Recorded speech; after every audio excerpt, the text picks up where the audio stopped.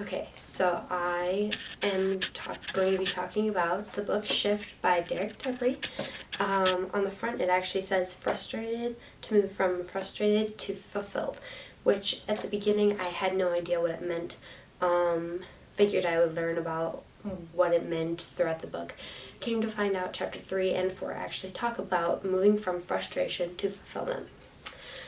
So, for chapter 3, talks about vision, visualizing your preferred future. So this is where we begin to talk about the frustration to fulfillment. To summarize chapter 3, for starters, what really stuck out for me was APE, attitude plus passions plus execution equals growth. So I thought that was really important because everyone needs to work on their attitude, everyone needs to work on passions, and then also how to execute different plans, goals, etc., just to really grow yourself. So I will use APE to find my passions and use them to fuel my attitude, which will allow me to execute my goals and plans properly, to promote professional and personal growth in my own life. And I also hope to maybe use that as well for other people along the line, to promote growth in their lives as well. A question I liked in this chapter was, what if the biggest gift we can give the world is to be our best selves? And I really had to think about that question for a second, because I wanted to know, how can I make myself the best I can be? I personally believe that hard work goes a long way. And I believe that in order to be my best self, I have to work hard at the things I'm good at, and also work hard at getting better at the things I'm not so good at. Also, if you work hard on yourself, you can affect those around you, and then if they work hard, then they will affect others that are around them, and then it'll just be a domino effect, and then the world will just be a better place. Derek also stated that his visions or dreams changed often. That was the result of him changing. Basically what I got from this was, it's okay to change. It's okay to change because you know what you like and what you dislike, what works best for you, what doesn't work best for you, and then that way you can grow as a person. So then the diagrams that were in the chapter, the first one was, with respect to your desired vision, where are you now? I had to think about this one too. It was kind of hard. So where I'm now is figuring out how to get to where I want to be.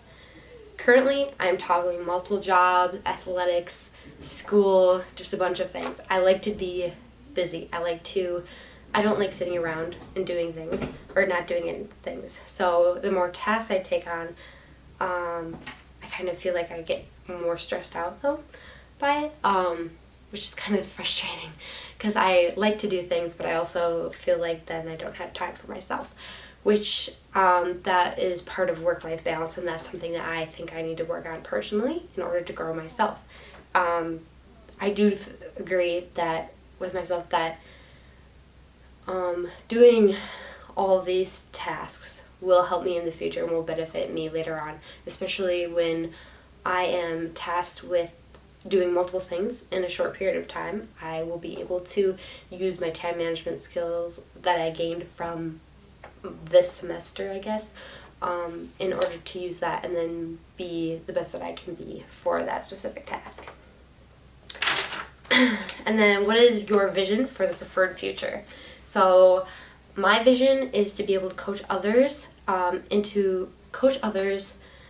and help them achieve their own dreams, whether it be a coach on the field hockey team, like for a club or for high school or for college, or just coaching, helping someone in the business world, whether it be a job that I work at, like a marketing firm or something along those lines. So that was chapter 3. Chapter 4 involves flow, and following the formula of APE. So the first thing that I will act to move on is my attitude. Attitude goes a long way, as well as hard work, and in order to be successful in life, I feel like you need to have a positive attitude. It's okay to sometimes think negative things, but in order to really move past an obstacle, you need to have a positive attitude. You need to believe in yourself that you're going to get through whatever you're going through. I also need to create a more positive environment for myself.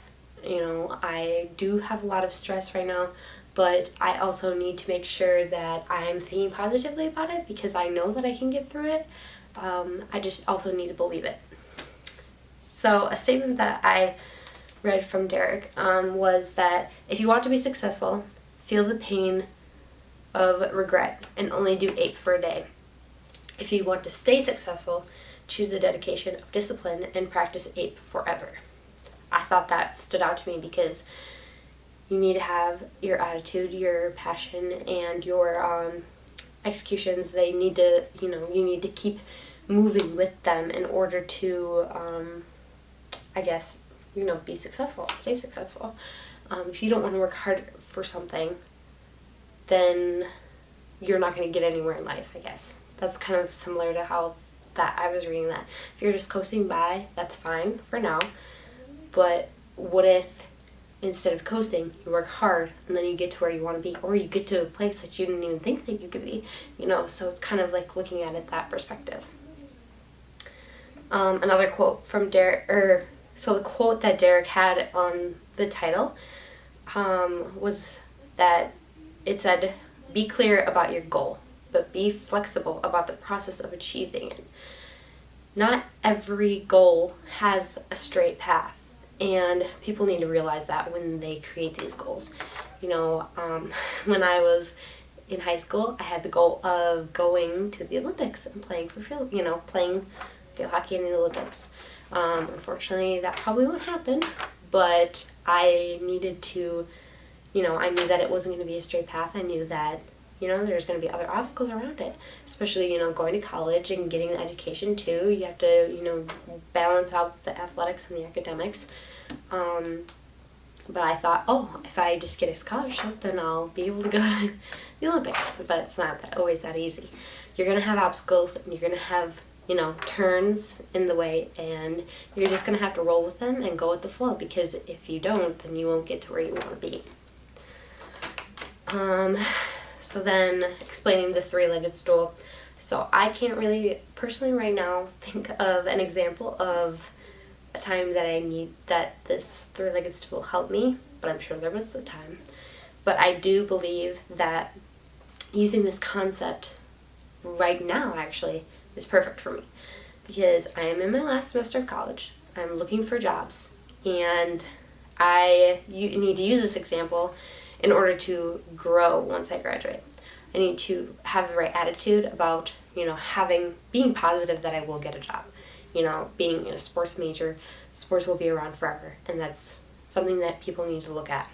Finding my own passions, so finding out what exactly I want to do in this major and how I can make a difference in the world with this major.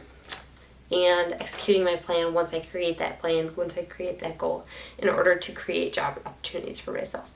So I just need to make sure that I'm staying positive and focusing on what I need to focus on, and just getting through it, I guess. So that was pretty much all that I got. I also really enjoyed